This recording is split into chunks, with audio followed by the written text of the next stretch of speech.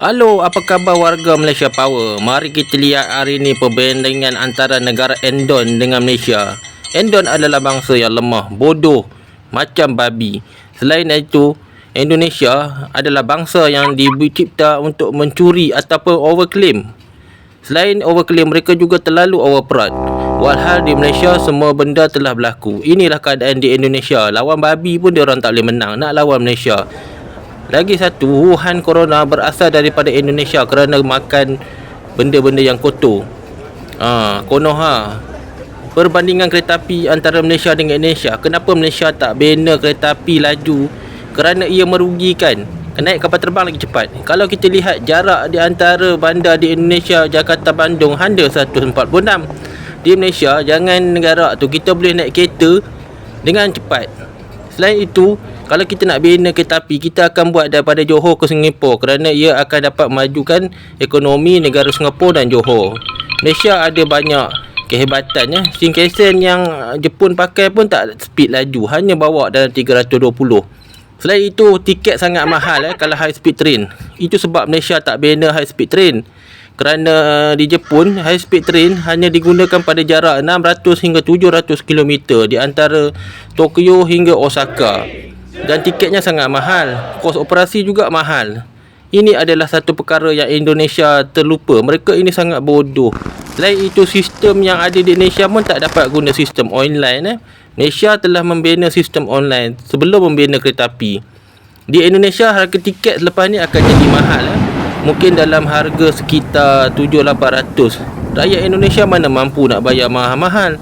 Selain itu, kalau kita lihat tiket harga Shinkansen di Malaysia, kalau ada pun jarak daripada KL ke Ipoh dalam jarak 400 km, 300 km, hanya boleh speed 160. Jarak terbaik ialah kelajuan yang sesuai ialah 320. Sebab itu Malaysia tak bina kereta api laju. ETS Malaysia lebih selamat. Kadar untuk aksiden dan kos maintenance lebih murah daripada Indonesia. Ini adalah contoh kereta api Shinkansen di Jepun. Jepun dia tak speed laju, banyak hentian.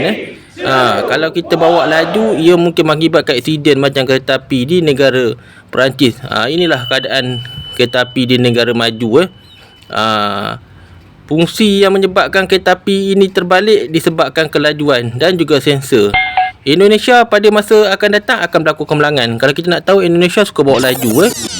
Inilah keadaan jika speed lebih 320 km sejam.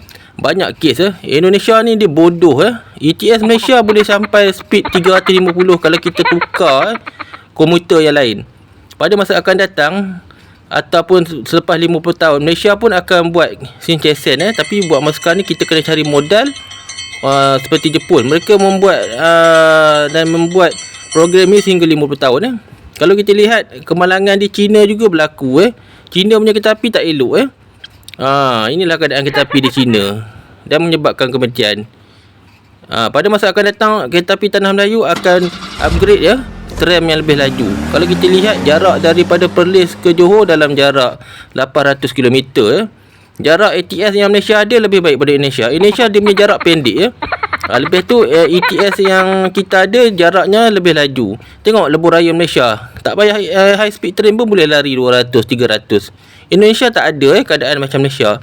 Malaysia rakyat banyak kemudahan. Kita boleh naik motor, naik kereta, naik kereta api, naik helikopter. Indonesia jalan tak elok. Itu beza Malaysia dengan Indonesia. Indonesia satu bangsa yang bodoh, overproud, overclaim. Kalau dia pergi US pun dikata bodoh. Kenapa Malaysia lebih baik dalam segi projek? Sebab kita Malaysia, kita ada orang yang bijak pandai.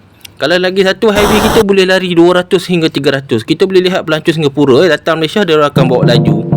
HSI Indonesia ni terhad jaraknya pendek, 4 hentian, dan mereka akan gagal kerana projek ni menyebabkan Indonesia berhutang dengan China. Banyaklah akibatnya. Indonesia kena bayar dekat China, tagnya mahal. Indonesia ni dia bodoh. Dia buat satu benda tu memang paling kuat, tapi akibatnya mereka rugi. Dia orang tak boleh lawan China. China dia buat sendiri. STL Indonesia ni pada masa akan datang akan lari pada kelajuan 320. Selain itu, Indonesia akan hutang. Dulu dia hutang dengan Belanda, hutang dengan Rusia, hutang dengan China. Inilah jarak kereta api Bandung Indonesia, 143 km. Kalau kita 143 km tu speed, Allah, tak sampai 45 minit sudah sampai. 142 km bukannya jauh. Ipoh Penang 40 minit berkereta pun boleh buat. 350 km ni kalau dia speed boleh sampai dalam tempoh 40 minit. Jalan Indonesia juga tidak ada highway, motor pun kena bayar. Inilah keadaan yang bodoh. Projek Indonesia ni akan gagal dan akhirnya Malaysia menang lagi. Bye bye.